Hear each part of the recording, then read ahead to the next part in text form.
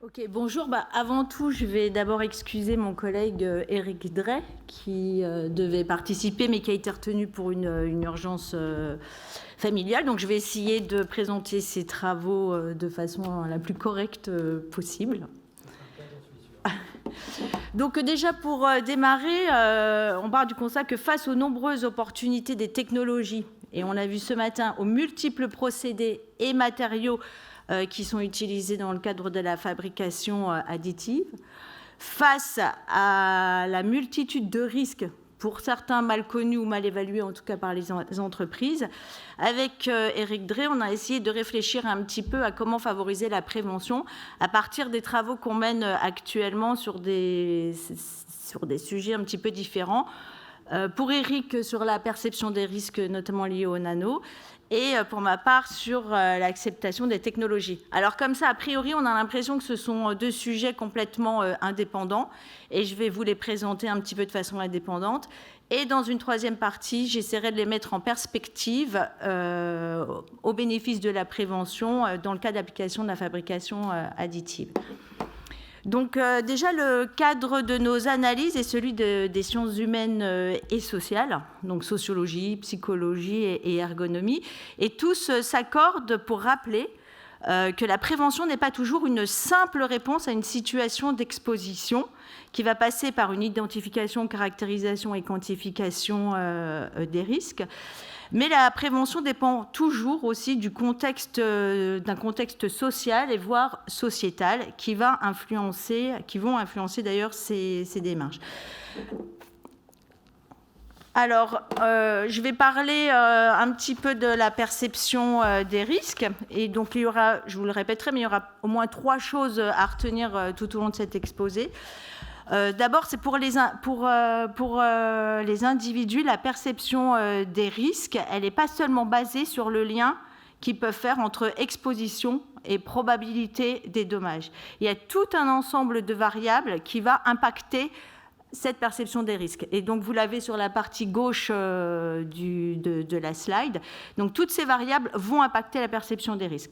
Ce qui est intéressant avec ces variables, c'est que ça va nous permettre, en fait, d'élaborer des profils de risques et qui vont être tous très particuliers et spécifiques au type de risque. Ce qui veut dire, en termes de prévention, qu'en fonction du risque auquel on a affaire, on va développer et mettre en œuvre des démarches de prévention très spécifiques. Deuxième chose à retenir concernant la perception des risques, c'est que la perception des risques des individus, elle évolue dans le temps. Au départ, lorsqu'une nouvelle technologie apparaît, la perception des risques est plutôt faible. Et ensuite, avec le temps, cette perception, elle augmente. Et actuellement, pour le cas des nanomatériaux, on voit que 2/3 des Français estiment que les risques sont, en tout cas, entre moyens et très élevés. Très rapidement, le dernier point concernant la perception des risques, c'est la corrélation inverse bénéfice-risque. C'est-à-dire qu'à chaque fois, en fait non, c'est pas à chaque fois, c'est plus le bénéfice est perçu comme important, plus la perception des risques est minorée. Ce qui veut dire, par exemple, dans la fabrication additive, comme on l'a vu ce matin, le potentiel est énorme. Et on sait par ailleurs que du coup, la perception des risques liés à cette technologie, elle va être minorée. Là, sur la slide, vous avez un exemple qui concerne le dioxyde de titane. Et en fait, on voit au niveau du graphique que la toxicité, elle est importante, que le dioxyde de titane soit utilisé dans les cosmétiques ou dans la nourriture.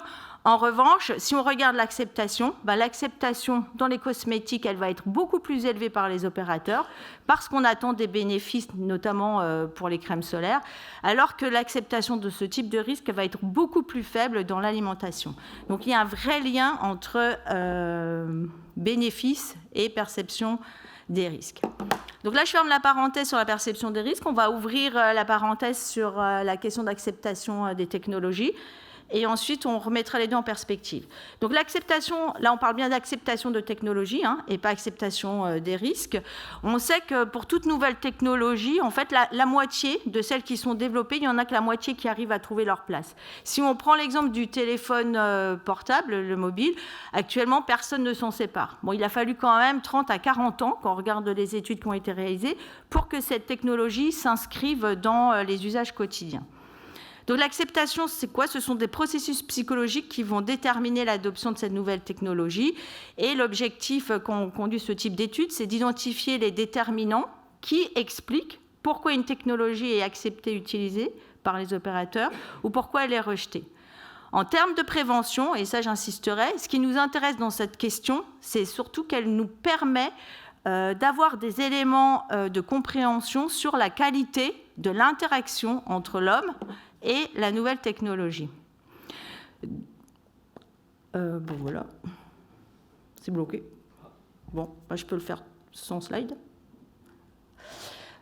Voilà. Alors, à l'INRS, on a développé un modèle de l'acceptation, notamment dans le cadre des exosquelettes. Donc, c'est un modèle qui comprend 6 dimensions. On va les passer très rapidement, vous les retrouvez sur les slides. Ce qu'il faut retenir, c'est qu'on a une dimension conditions facilitantes qui réfère à tout ce que l'organisation va mettre en place pour que cette nouvelle technologie soit intégrée. On a une dimension qui est la facilité d'utilisation du système et les efforts que ce système demande à l'opérateur. Donc on parle notamment de l'apprentissage, concentration, est-ce que c'est facile de se déplacer par exemple avec ce type de technologie. On a une dimension qui est relative à la performance, alors performance en termes de productivité, mais performance aussi en termes de santé et sécurité. On a une dimension qui est l'influence sociale, c'est-à-dire le regard que le collègue va porter sur l'utilisateur de la nouvelle technologie. On a une dimension qui s'appelle l'identité professionnelle, qui correspond un petit peu au sens qu'on met au travail quand on utilise ces technologies. Et on a une dimension qui s'appelle affect et qui reprend tous les ressentis des opérateurs. Alors, je vais continuer. Ce qu'il faut retenir sur l'acceptation, en fait, c'est qu'on a 6 dimensions, mais qu'on n'est pas obligé d'avoir des points positifs sur l'ensemble de ces dimensions. L'acceptation d'une nouvelle technologie, c'est une question d'équilibre entre ces différentes dimensions. Très rapidement, je vais ajouter que ces dimensions, on a fait des suivis longitudinaux, et ces dimensions, elles évoluent avec le temps. C'est-à-dire qu'au début de l'utilisation de la technologie, on va avoir une dimension qui va avoir un impact plus important sur l'acceptation et qui va perdre de son impact au fil du temps, au bénéfice d'une autre dimension. Quand on a une nouvelle technologie, évidemment, il faut un certain temps, il faut une phase de familiarisation avec cette dernière pour que l'opérateur puisse l'utiliser. Et ensuite, c'est un phénomène qui est très dynamique, c'est-à-dire qu'à un moment donné, on a un opérateur qui peut accepter cette technologie et puis on ne sait pas pourquoi, 3 mois après, il va la mettre au placard et il ne va plus l'utiliser. Donc je vous ai juste mis une illustration, par exemple, pour les exosquelettes ou la robotique collaborative. On a nos 6 dimensions qui sont évaluées. Donc le vert, c'est qu'il y a pas de problème. Le jaune, c'est que c'est à peu près identique avec ou sans la techno, ou alors ce sont des gens qui sont mitigés. Et en rouge, ça peut être des points bloquants. Donc vous allez me dire, par rapport à la fabrication additive, il n'y a pas forcément de questions ou de problématiques d'acceptation de cette technologie. Donc on partirait plutôt sur un modèle où toutes les bulles seraient au vert. Alors, on l'explique parce que, et on l'a dit déjà ce matin, il y a beaucoup d'avantages et de bénéfices à cette technologie. Donc elle est forcément, ça permet en tout cas de comprendre pourquoi elle se diffuse aussi rapidement. En revanche, gardez en tête que la perception des risques pour cette technologie, elle est minorée. Donc ce qu'on s'est dit avec Eric, c'est qu'il n'y avait pas tellement de problèmes d'acceptation de cette technologie. Donc on a un petit peu switché et on a mis en perspective perception des risques et acceptation des nouvelles technologies. On a essayé de le caler par rapport aux mesures de prévention. C'est-à-dire comment une mesure de prévention peut être acceptée par les opérateurs et du coup mise en œuvre. Alors je dis opérateurs, mais c'est opérateurs, collectifs et organisations. Et comment elle peut être acceptée et du coup mise en œuvre. Et quel va être l'impact de cette perception des risques. Alors on l'a dit, la perception des risques, elle est minorée. Et en fait, on a essayé un petit peu de faire tourner ces deux questions-là sur la fabrication additive. Alors, la question, ce n'est pas tant quelles sont les situations de travail qui sont risquées. Alors, on a eu déjà des réponses ce matin sur les phases de l'activité de l'opérateur où l'opérateur était exposé. Mais c'est si on fait des profils de risque, on peut identifier très rapidement quelles sont les spécificités du risque lié à la fabrication additive et du coup questionner le modèle. Donc on a essayé de faire tourner ces réflexions sur la question des ports d'EPI. Et on le sait, que ce soit dans ce secteur ou dans d'autres, il n'est pas systématique. Alors certes, il est obligatoire dans beaucoup de cas, mais on n'est pas à l'abri qu'il ne soit pas porté. Donc c'est un des axes de prévention qui a été défini. Donc on s'est dit, par exemple, le port d'EPI, en termes de facilité d'utilisation, qu'est-ce que ça veut dire? Qu'est-ce qu'on peut en faire? Donc, avec Eric, on s'est dit, déjà sur un EPI, on peut essayer d'identifier les avantages et les inconvénients, par exemple, des différents masques ou des différents systèmes de protection qui sont utilisés. Est-ce qu'il est gênant pour l'opérateur de le porter? Est-ce que les inconvénients sont supportables, par exemple? Sur l'influence sociale, on peut questionner le collectif et l'entreprise. Est-ce qu'il y a des remarques négatives ou positives, par exemple, sur le fait de porter ce type d'équipement? Est-ce que ces remarques ont une influence sur la difficulté perçue de porter le masque? Ou alors, au contraire, est-ce que cela peut encourager le port d'EPI? Sur l'identité professionnelle, on peut s'interroger aussi en quoi le port de ce type d'équipement peut impacter négativement ou positivement la représentation qu'on se fait dans son métier et le sens qu'on y apporte. Donc voilà, je vais juste conclure en disant que cette façon de fonctionner, de faire passer ce modèle, on l'a aussi éprouvé au moment de la pandémie, sur le port de masques alternatifs lorsque celui-ci n'était pas obligatoire.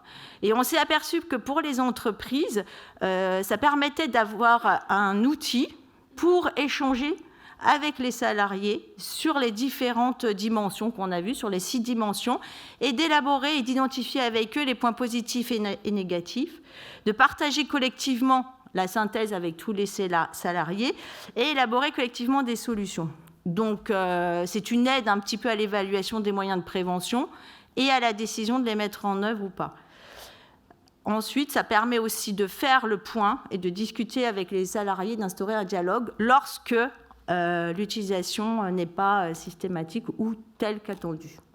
Je vous remercie pour votre attention.